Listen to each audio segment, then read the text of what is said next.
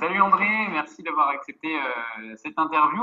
On fait cette interview parce que j'ai suivi l'une de tes formations. Alors pour ceux qui te connaissent pas, je veux bien que tu te représentes un petit peu toi de ton côté, puis un petit peu ton histoire, comment t'en es arrivé à créer Traffic Mania. Ok, ça marche. Oh, ça va être long alors, hein, comme truc, hein. Ouais, tout Donc le temps. je m'appelle André Dubois, donc je blogue sur Traffic Mania. Euh, donc Traffic Mania, c'est un blog web marketing donc qui vend des formations, qui explique aux gens comment on arrive à créer un blog et en vivre. Alors moi, c'est vrai que j'ai un parcours finalement qu'on retrouve assez souvent, c'est-à-dire que à un moment de ma vie, je me suis vraiment posé la question de vouloir continuer à travailler dans le monde salarié classique. Et bah, j'ai pris la décision de tout tenter sur le blogging. Et donc, je vis à 100% de mes sites depuis 2013, sachant que je blogue depuis à peu près 2010. Mais avant, enfin, au début, c'était surtout en mode loisir amateur, mais vraiment à 100% de manière professionnelle depuis 2013. Voilà, donc ça fait plus de 5 ans aujourd'hui que mon unique source de revenus est le blogging. Ok, et tu as uniquement Traffic Mania ou tu disais tu as différents autres blogs finalement, tu t'es peut-être fait la main avant de lancer Traffic Mania, je suppose? Ouais, je me suis fait la main longtemps en fait pour te refaire tout le film. Donc en 2010, moi j'ai découvert le blogging comme ça en surfant sur Internet et je me suis rendu compte qu'il y avait des gens qui gagnaient leur vie comme ça. Et j'ai tout de suite accroché au concept. Je me suis tout de suite dit qu'il y avait quelque chose d'un point de vue entrepreneuriat qui était intéressant et que bah, le fait comme ça de partager ses passions, ses centres d'intérêt et d'essayer de former les gens, c'était porteur. Mais comme je te disais, les premiers blogs que j'ai faits, ça a plutôt été des échecs. Donc j'ai d'abord créé un blog sur les ressources humaines qui était pas mal. Il expliquait aux gens comment on trouve un emploi, comment on rédige un CV, comment on se crée un réseau professionnel. Donc j'avais pas mal de lecteurs, je devais être arrivé à quelque chose comme 500, 600 visiteurs jour, ce qui est pas mal. J'ai jamais réussi à le monétiser parce que j'ai fait beaucoup d'erreurs de débutant. Donc je l'ai fermé. J'ai créé ensuite un blog sur le réseau professionnel. J'ai créé un blog sur les freelances qui ont aussi échoué. Et j'ai créé un blog ensuite sur le tir sportif. Donc à la même époque, d'abord en mode loisir, que j'ai monétisé quand j'ai perdu mon emploi et celui-ci a marché. Ok, Donc, donc ça a vraiment été le premier blog finalement que tu as monétisé ouais, suite aux trois précédents. ouais, et ça a été une super leçon parce que c'est vraiment la preuve qu'on peut gagner sa vie en ligne de façon stable sans être toujours dans les trucs super classiques, genre web marketing ou développement personnel. Enfin, il y a beaucoup de gens qui se posent la question de savoir est-ce qu'on peut gagner sa vie sur d'autres thématiques. Moi, j'en suis la preuve. Alors, c'était pas non plus mirobolant, mais je gagnais 3 000 € par mois. Voilà, pendant 3 ans, j'ai gagné 3 000 € par mois avec ce blog. Donc, ça permet bah, de vivre confortablement. Avec, moi, j'ai 2 enfants. Enfin, voilà, je suis pas expatrié, j'ai pas fait d'exil fiscal. Je suis en France, je paye mes impôts en France, pas comme tout le monde, et on peut tout à fait y arriver. On peut tout à fait y arriver sur des thématiques qui paraissent presque obscures, mais finalement, voilà, à partir du moment où tu résous les problèmes des gens, à partir du moment où le contenu est qualitatif, que tu aides ton audience, eh ben, les gens ils sont tout à fait prêts à dépenser un peu d'argent pour obtenir de la formation. Et donc, ça m'a appris pas mal de choses sur le web marketing. J'ai testé plein de choses sur ce blog. Donc, le multiproduit, j'ai testé les packs, les promotions, les espaces abonnements, le coaching. Enfin, voilà, j'ai beaucoup amélioré la qualité de mon contenu. Et à un moment, je me suis dit, là, aujourd'hui, je me sens prêt, je me sens mature pour aller dans le web marketing parce que je pense que je vais pouvoir amener quelque chose de différent aux gens. Et c'est là que j'ai créé Traffic Mania, donc en 2000, Traffic Mania a 3 ans, donc en 2015. Ok, ça marche. Et pour revenir un petit peu sur ce que tu disais avant, enfin, finalement, c'est peut-être même plus facile, enfin, je sais pas ce que tu en penses, mais de se lancer sur un marché de niche où il y a peut-être un peu moins de monde qu'une niche comme le web marketing ou le développement personnel où il y a finalement énormément de monde parce que tout le monde se lance dessus. Je sais pas quel est ton avis toi là-dessus. Pas forcément. Je pense que alors il y a plusieurs choses. Déjà, le choix de la niche, c'est fondamental parce que si on choisit une mauvaise niche ou même si on a le mauvais angle d'attaque, c'est quasiment impossible de générer des revenus puisqu'il n'y a pas de marché. Et c'est vraiment une erreur qu'on voit très très souvent chez les débutants et que moi j'ai fait aussi, hein, c'est de partir sur des trucs qui sont pas porteurs. Alors, est-ce qu'il vaut mieux tenter quelque chose ou est-ce qu'il vaut mieux aller là où il y a du monde? Moi, sur le tir sportif, j'étais un des tout premiers en France à bloguer là-dessus. Et d'ailleurs, même aujourd'hui, il n'y a pas vraiment de concurrents qui ont pris la relève alors que j'étais le seul. Simplement, le démarrage a quand même été assez fastidieux. Enfin, moi, j'ai dû déployer des trésors d'ingéniosité pour me faire connaître. Parce que le problème dans les thématiques où il n'y a personne, c'est que tu peux pas faire d'articles invités, par exemple, parce qu'il n'y a personne pour publier tes contenus. Tu peux pas faire des articles collaboratifs, des compilations. Donc, moi, ce que j'avais fait, c'est que j'avais imprimé des petits calendriers et je les avais envoyés à tous les clubs de France, en fait. Donc, j'avais fait un atelier pliage chez moi où on avait envoyé des centaines de courriers et les clubs avaient joué le jeu. Ils avaient mis sur leur devanture les petits calendriers avec l'adresse de mon blog et c'est comme ça que j'ai fait connaître mon blog.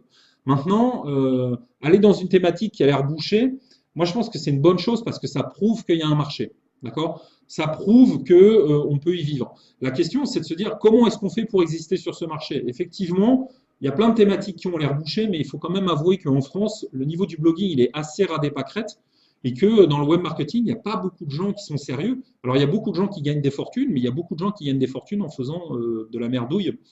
Donc, à partir du moment où on arrive avec un discours qui est qualitatif en voulant aider son audience, on y arrive, même si la thématique est bouchée. Je pense même que c'est plus facile de faire son trou parce que tu pourras faire des articles invités, parce que tu pourras faire des opérations de promotion de contenu beaucoup plus facilement.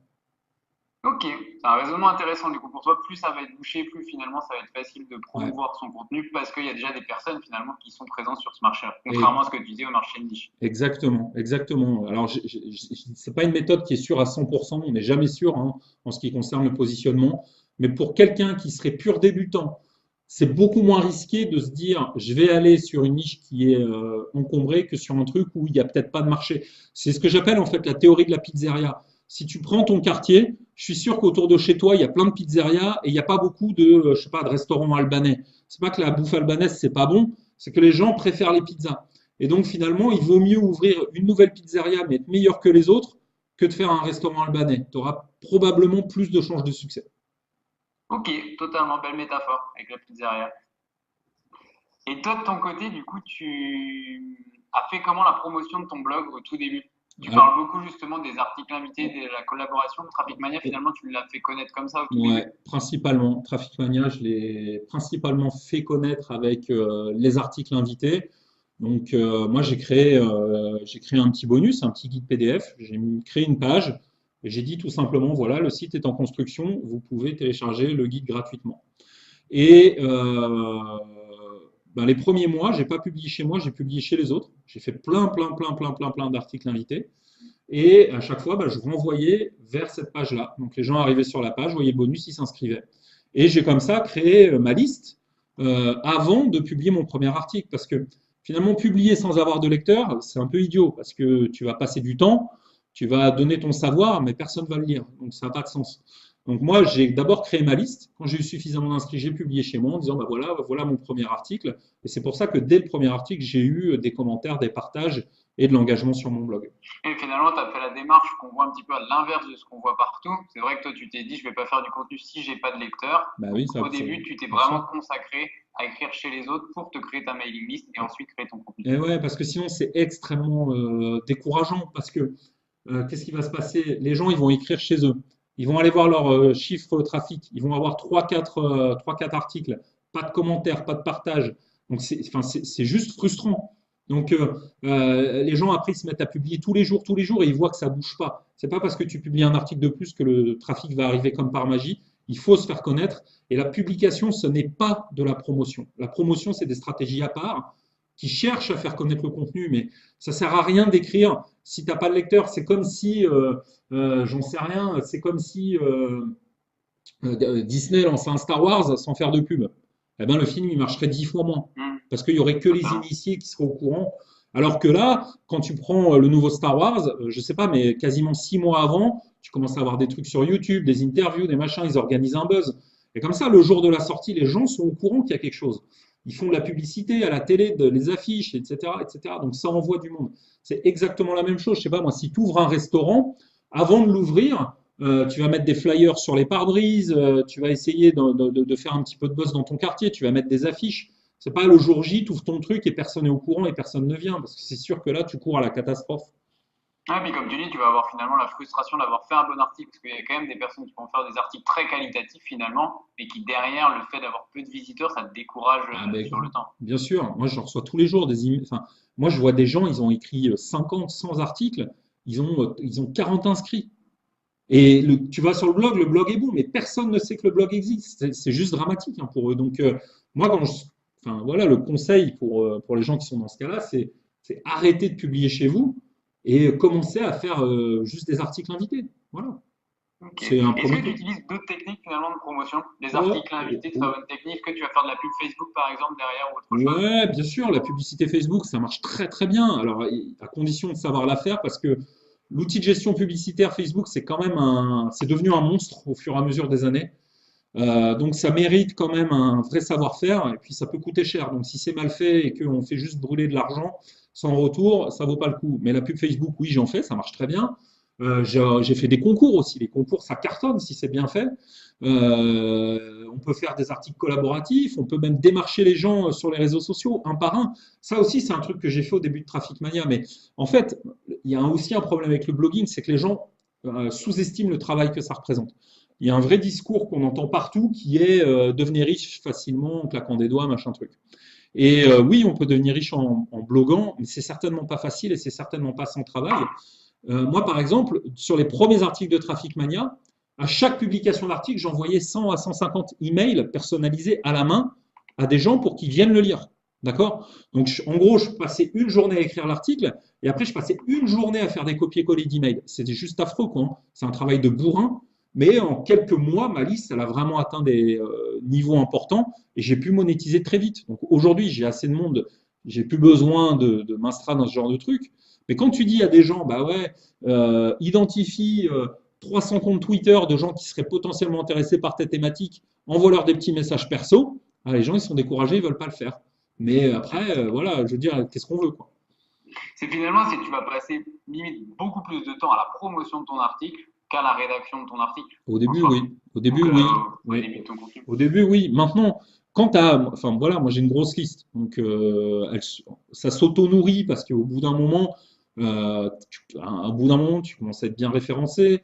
Les gens parlent de toi, ils partagent, tu te fais ton petit nom dans ta thématique et le trafic vient. Puis quand tu gagnes de l'argent, tu peux réinvestir un pourcentage en pub Facebook, mais au début, tu n'as rien. Qu'est-ce que tu as pour toi? Bah, c'est de l'huile de coude. Je veux dire, c'est du démarchage. Comme je te dis, c'est le mec qui ouvre un resto dans son quartier et qui va aller mettre des flyers dans toutes les boîtes aux lettres. Et ben toi, au lieu de mettre des flyers dans les boîtes aux lettres, tu envoies des emails, tu envoies des tweets, tu envoies des trucs. Mais et c'est comme ça que tu y arrives au début. Et enfin, c'est long, mais les gens surestiment aussi la quantité de boulot. Alors d'un côté, ils sous-estiment, d'un côté, ils surestiment parce que finalement, une fois que tu as 400, 500 inscrits, c'est bon, tu peux bloguer. Là, tu as une audience suffisante et tu peux commencer à faire des choses intéressantes. C'est ça finalement pour toi, ça a été la masse critique. Tu as attendu d'avoir tes 500, 400, 500 personnes dans ta mailing list pour après commencer à bloguer chez toi Voilà, un peu pour plus. Moi, ensuite je lancer sais la boule plus, de neige. j'ai plus le chiffre, j'ai dû attendre 600, 700 ou un truc comme ça. Ok. Et à partir de combien finalement tu t'es dit, ben là je commence à avoir une certaine mailing list, donc je peux commencer à monétiser et à gagner de l'argent avec ce blog-là? 1000.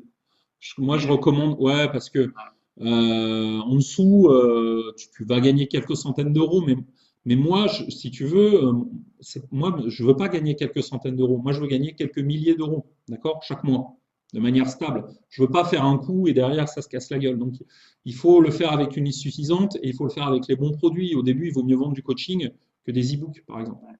Et justement, j'allais y venir à ça parce que comme je l'ai dit en introduction, donc je t'ai connu parce que j'ai suivi cette formation-là et c'est vraiment l'approche que tu sembles prôner, c'est ce que tu as fait donc avec Traffic Mania, de vendre d'abord du coaching avant de vendre des infoproduits finalement. Absolument, ouais. En fait, il y a un espèce de piège psychologique. Les gens, ils se lancent en blogging et à un moment, ils se disent, OK, ça y est, j'ai de l'audience, je vais monétiser. Et là, les gens, ils ont peur. Ils se disent, ouh là là, mais mon audience, je leur donne du gratuit, ils vont me défoncer, comment je vais m'y prendre? Et les gens ont peur de vendre cher. Donc, ils se disent, je vais faire un e-book, je vais le vendre 7 euros. Comme ça, personne ne me traitera de voleur, de machin truc. Donc, les gens, ils créent des e-books. Donc, ça demande du boulot. Faut les rédiger, c'est quand même quelques semaines de boulot, hein, créer un e-book, faut pas rêver. Et ensuite, ils vont vendre ça, allez, 7 ou 17 euros. Le problème, c'est que si tu as 1000 inscrits et que tu vends un produit, je sais pas, à 17 euros, même si tu en vends 100, tu n'as gagné que 1700 euros. Donc les gens vont dire, ah, 1700 euros, c'est bien. Ouais, mais le mois prochain, tu vends quoi? Tu ne vas pas doubler ta liste en un mois, tu vois.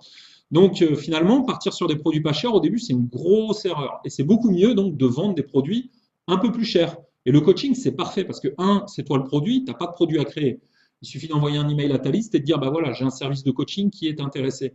Et c'est assez facile d'en vendre, alors je prends un prix, on va dire, de 99 euros.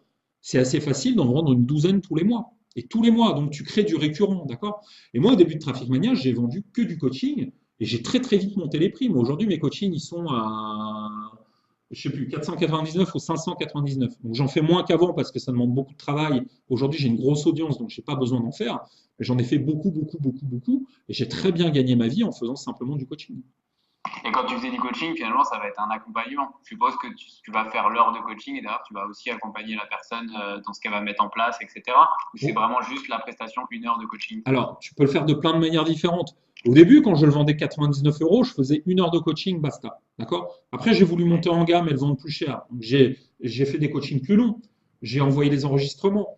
J'ai envoyé des comptes rendus écrits. Et puis après, je reste disponible. Ça fait partie de mon offre, tu vois. C'est-à-dire que moi, enfin, je suis pas un chien. Il y a des gens, ils achètent le produit et derrière, tu n'existes plus. Mais moi, si les gens, ils veulent m'envoyer un email, je veux dire, j'y réponds.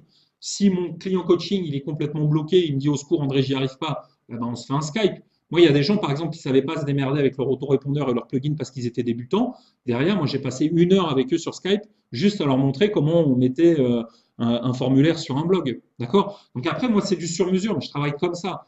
Et tu peux faire un coaching super court et c'est terminé, mais tu le vendras moins cher qu'un coaching qui accompagne. Et puis après, il y a des gens qui font des coachings super chers à 3 000, 4 000, 5 000 euros, mais ils vont suivre la personne pendant un an. Après, tout dépend de la thématique, tout dépend de ce que tu veux vendre. Après, c'est à chacun de voir aussi en fonction de son business. Et comme tu disais en plus, enfin, ce que tu disais dans ta formation, ce qui est hyper intéressant, c'est que dans ces coachings, finalement, toi, ça te fait de la donnée derrière pour appréhender les différentes problématiques que tu as avec ton audience, mine de rien. Je suppose que tu as dû en Exactement. apprendre beaucoup en fait avec les premiers coachings que tu as eus pour Énormément, derrière créer. énormément, bien sûr. Ça te donne des idées de contenu, gratuits et payants, parce que tu te rends compte que les gens, les mêmes problèmes reviennent, etc. Donc, et puis c'est intéressant, il y a ce côté humain aussi qui est agréable. Donc tout ça, ça a plein d'aspects positifs. Ça te pose aussi comme quelqu'un qui est réel dans la thématique. Je veux dire, il y a plein de gens. J'ai encore reçu un email ce matin. Enfin, je vais te le lire. Il y a plein de gens, franchement, qui font n'importe quoi dans le web marketing. C'est des gens qui vendent très cher des trucs où derrière tu te démerdes. Les pages de vente, elles sont mensongères, etc., etc. Il y a vraiment des manières et enfin, des gens qui sont absolument pas corrects. À partir du moment où tu fais du coaching, tu deviens quelqu'un qui est réel. Tu deviens quelqu'un qui a une voix, quelqu'un qu'on peut contacter. Donc derrière, c'est bon pour toi. Enfin, tu vois, en termes de crédibilité, ça te pose dans une thématique. Donc c'est vraiment, vraiment, vraiment, vraiment, c'est vraiment intéressant d'en faire. Je te lis le truc. Je vais pas te dire le nom du blogueur en question parce que je suis pas là pour ça. Mais tu vois, c'est quelqu'un qui me posait des questions sur la réalité de mon support. Et donc elle me dit ouais, j'ai acheté un truc chez quelqu'un qui m'a arnaqué. Donc je lui dis mais c'est qui? Donc elle me dit bah pour répondre à votre question, la personne qui m'a vendu une formation, c'était, je dis pas le nom.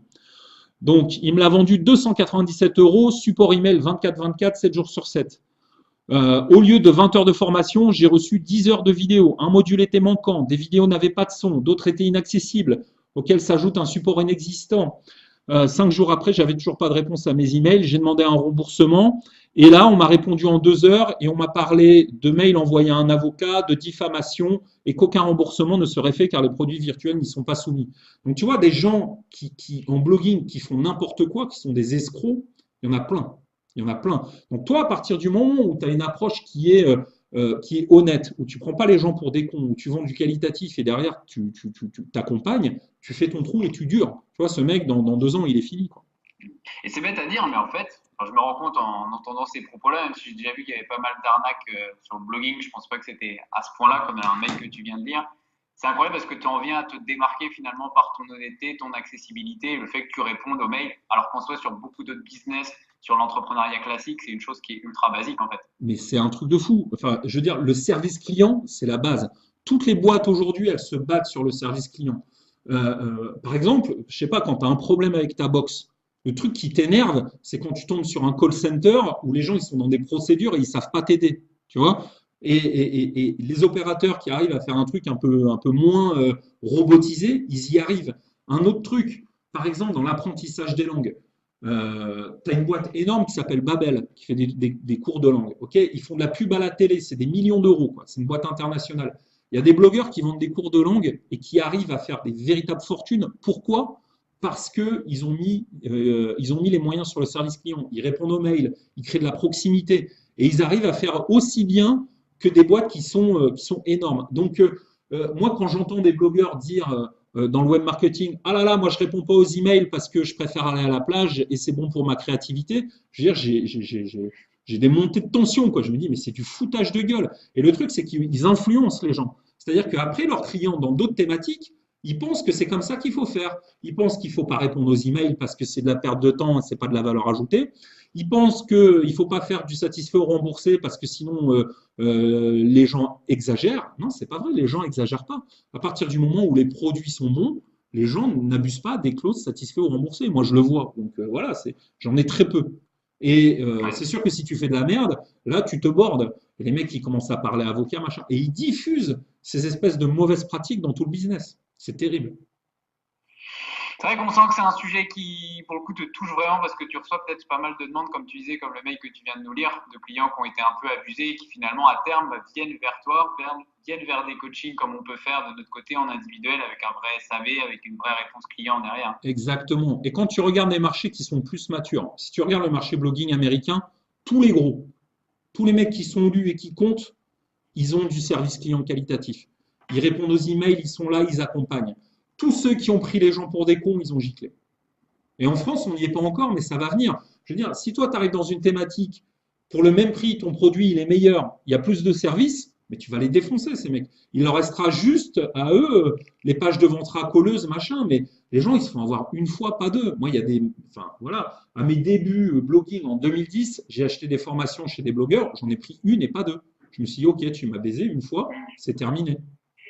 Ouais, totalement. Ça t'a permis finalement de regarder ce que ça avait été et de montrer et de faire ce que tu n'avais pas envie de faire toi derrière, pour le coup. Bah, j'ai vu qu'il y avait un marché, il y avait une place, quoi.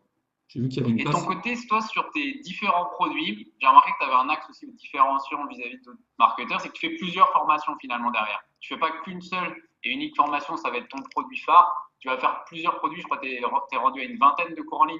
Ouais, oui, oui, oui. Alors, après, ça dépend beaucoup. Enfin, si tu veux, les audiences francophones, elles sont moins élevées que les audiences anglophones. Ok. Aux US, les mecs, ils ont 100 000, 150 000, 200 000, 300 000 inscrits.